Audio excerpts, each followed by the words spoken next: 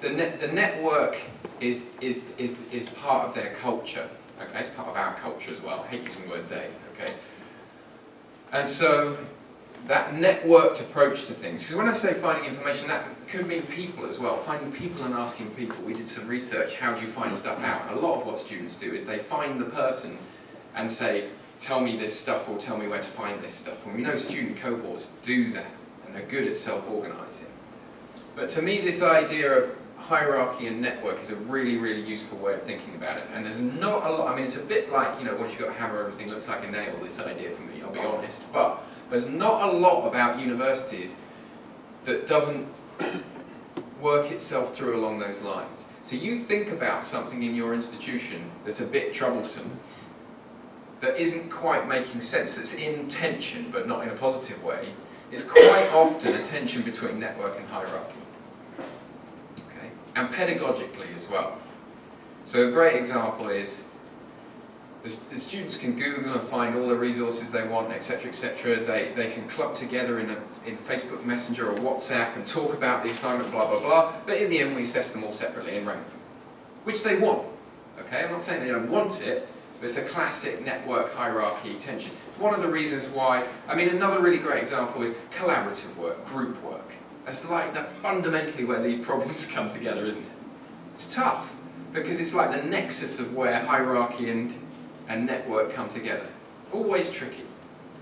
And you can draw it wider than that. We're going to go Marxist. Then you can see that reflected all over the place in much larger structures.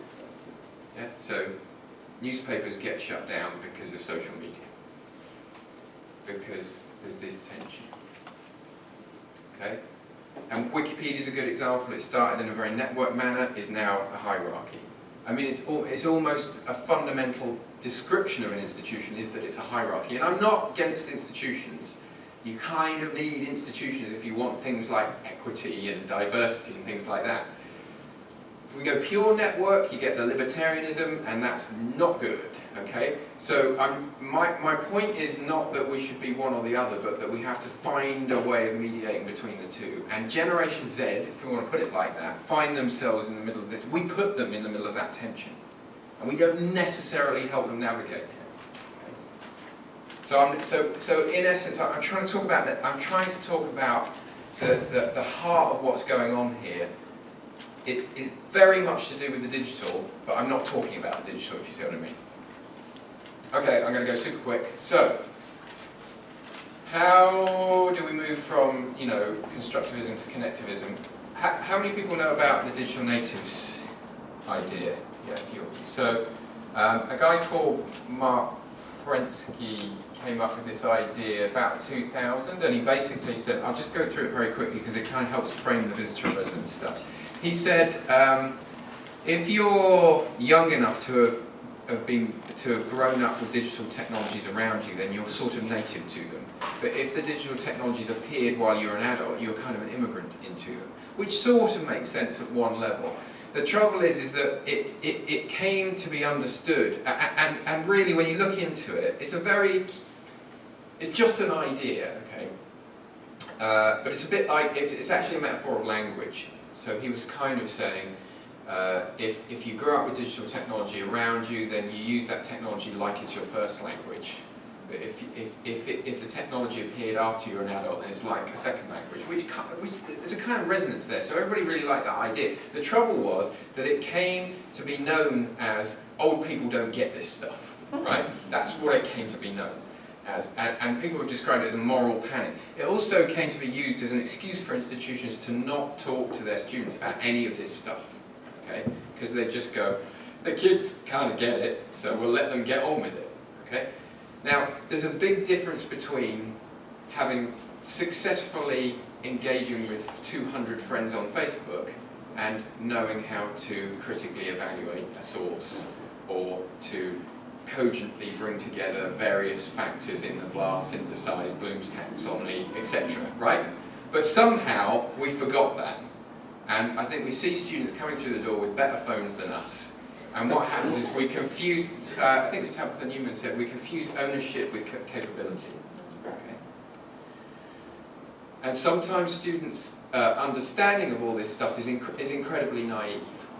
And one of the things that we know that students don't know how to do when they arrive at university is how to do university. Now why that's a surprise, I don't know. And there's that tension between academia and learning. So owning the latest iPhone doesn't mean that you know how to be a scholar. But this kind of push, we used this idea as an excuse.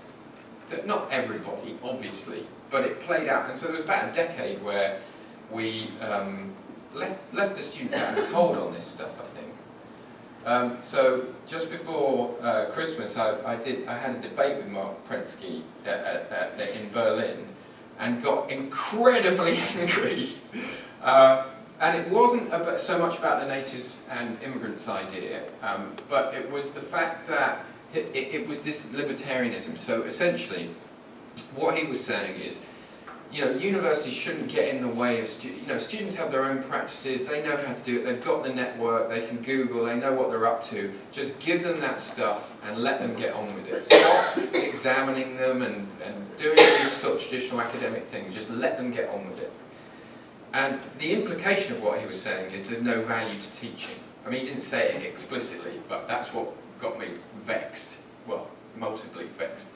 And so the danger for me, and this is why I say just going super network doesn't work, is that what happens is you end up in a libertarian sort of environment, that kind of Silicon Valley thinking, and all that does is privilege people who are already privileged. We know that, okay?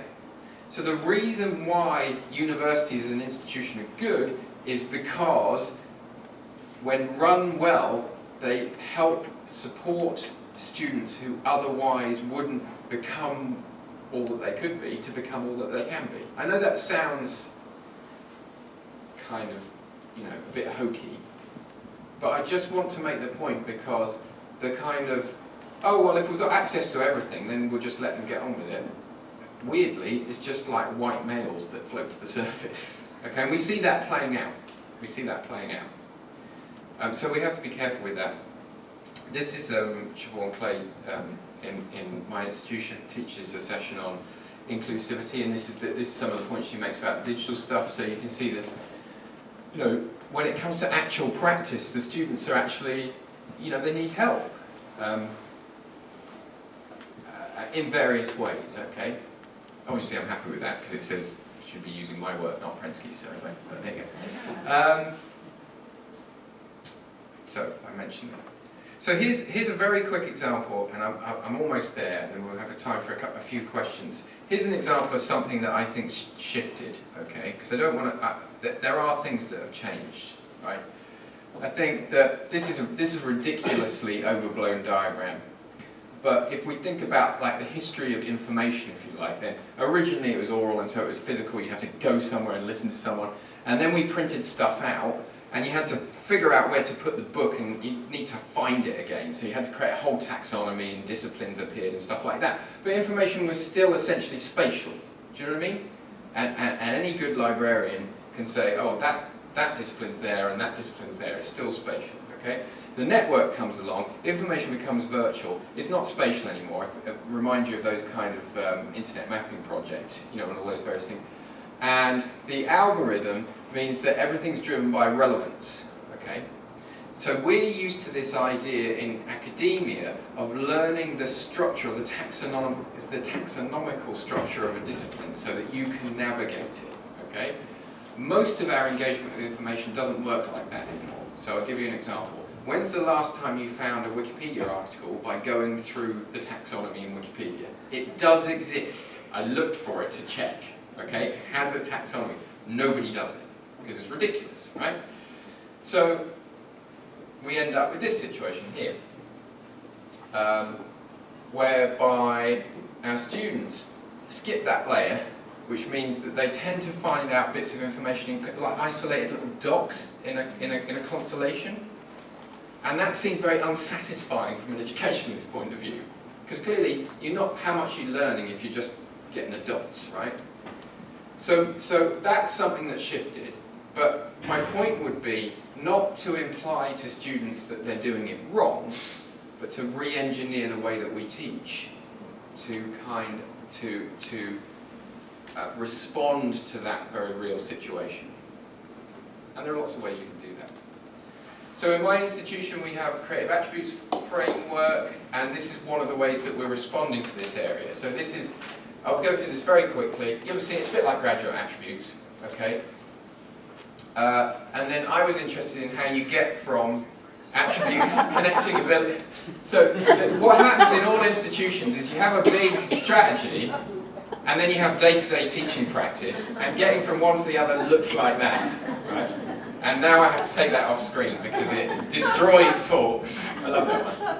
5 minutes. Yeah, 5 minutes, right, quick. So it's too far from day-to-day teaching to these really high-level things, okay? So if I said to most course teams, not all of them, most of them, hey, what does proactivity look like if you're talking about digital teaching? It's too big a question. So we developed these digital creative attributes, DCAF, which are just like in between, okay? To try and help our curriculums sort of respond to these larger areas. And I'm going to hand this out in the workshop. This is part of what we can look at in the workshop. And we did focus groups with our students, where we asked them dangerous things like, which of these make sense and which are nonsense, and which do you care about and which of them don't you care about. I'm a big fan of student focus groups with quite emotive language. It's quite good fun, okay? And then we asked them to put stickers on, you know, which ones are you concerned about, which ones do you want to get better at, there's another one. And then we asked them, this is important, but we're still processing this data, so I can't tell you a lot about it. We asked, I think this is really important, where do you expect to learn about those various things? Have you got an expectation your course is going to teach you, or your peers, or you're going to learn it on your own, okay? And so that's kind of an institutional response to a lot of what we've been talking about, is to talk in those terms, and we'll look at that in a second. So just to sort of tee up the next session, and in this talk, I'm not going to come to some great final, rounding up, okay? Because we can just continue, we can just sort of move into the workshop portion of it. Instead of native and immigrant, this is maybe 8 years ago, maybe more than that, I came up with this idea of visitor and resident, okay? And so instead of it being about age or technical skill, this is a way of thinking about how we engage online, which is based on motivation to engage, right? So I'll give you a really good example. If you know people whose grandchildren have moved to Australia, those people get very good at Skype very quickly, okay? And what happened was I interviewed some of the students that were doing online distance courses we were running at the time, and it was clear that some of them were happy with social media and some of them weren't interested. But the difference between those two groups, it wasn't like the people who weren't interested were too stupid to use Facebook, okay? They just couldn't see any point to it. It wasn't relevant to them. So that's where this came from. So I can stop there so there's time for maybe a couple of questions, and then we'll pick up on that. Perfect, thanks. Okay. Yes? Yes. Questions? Questions? Questions right next to coffee. It's always... No, I think we've got 5 minutes. Yeah. Not a question, just a point you made there earlier about the way technology is used in some ways. Part of the story goes in the Nokia engineers, SMS was only there for testing and sending messages There you go. to Yeah. each other. Yeah. They never saw it as a way that Yeah. people Yeah. communicate. And it's a bit like Twitter. Remember when it's easy to forget these things. Remember when Twitter appeared and they said 140 characters? It's completely useless. You can't say a thing in 140 characters. People found a way. And I was disappointed when they doubled it because I just lazy now. Yeah. It's like 280 characters. That's like an essay. So, and anybody? Thoughts welcome. Comments are even welcome. Dangerous in an academic environment. Yes.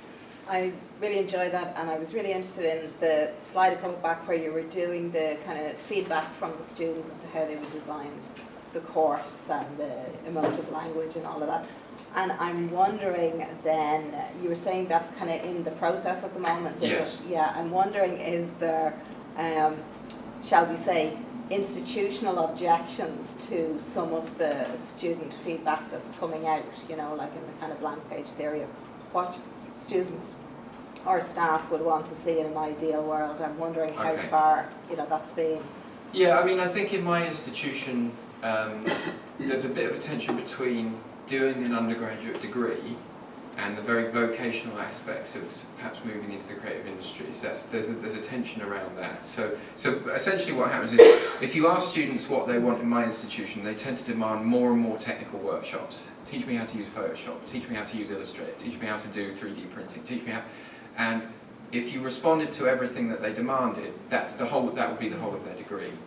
So I think that one of the toughest areas we have is the relationship between theory and practice.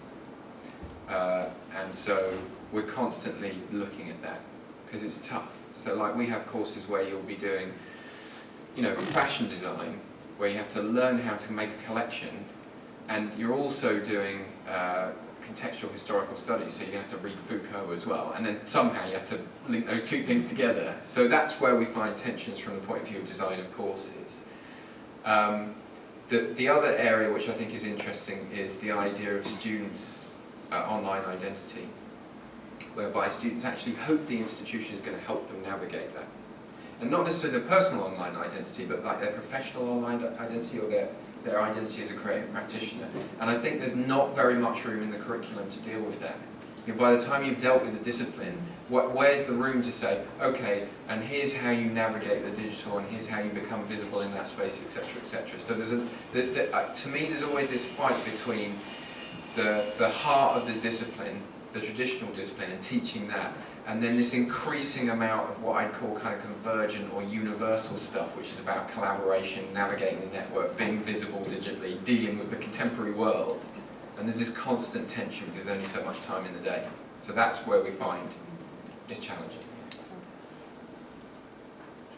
Yeah, on a kind of similar note to that, is that you often find that students want them to use technology, whatever it is, and they're reluctant to invest the time themselves into developing skills, so they want the workshops, the whatever about it. What, the students or the staff? The students. Right, Students. okay. I mean, I'm talking about students. Yeah.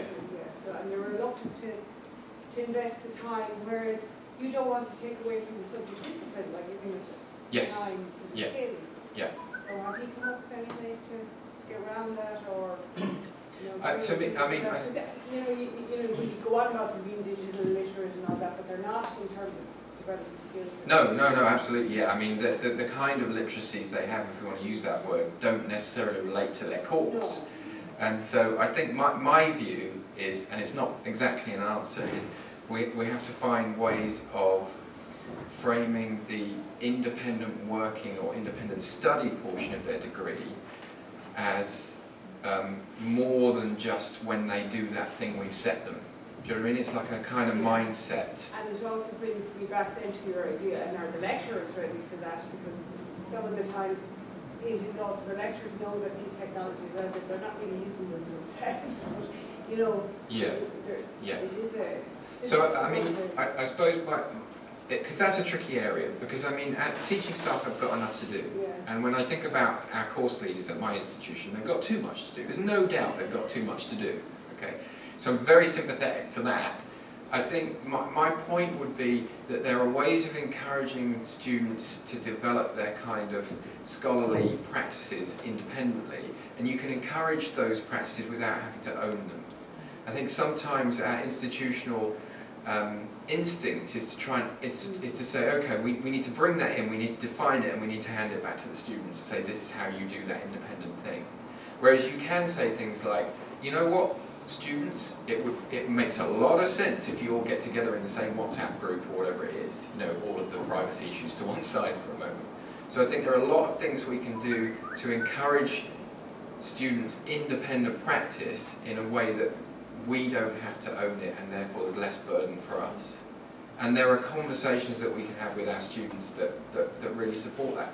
There's a lot to be said for the teaching staff validating students' practices, but not trying to own them. Just saying, hey, let's talk about how you learn, really. I mean, it's quite a difficult thing to convene. And then, as the students are mentioning things, you just say, that's really good. Yeah, do more of that. You might want to think about this. But actually, that's a valid practice. And I think that they'll become more confident through that, and there's not a greater time burden on people. aware of my responsibility is to try and keep us to time, just so Yeah, we get into okay. the interesting Well, conversation. we've got a workshop. We have a next. workshop Yeah. and we can explore some of these ideas. So thanks very much.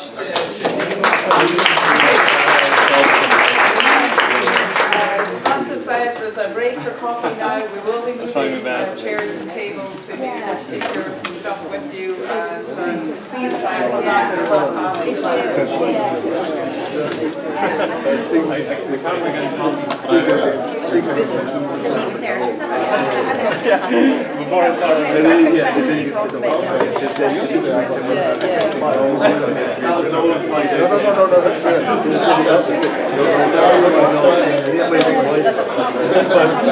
Okay, you got it covered? Yeah, I'll do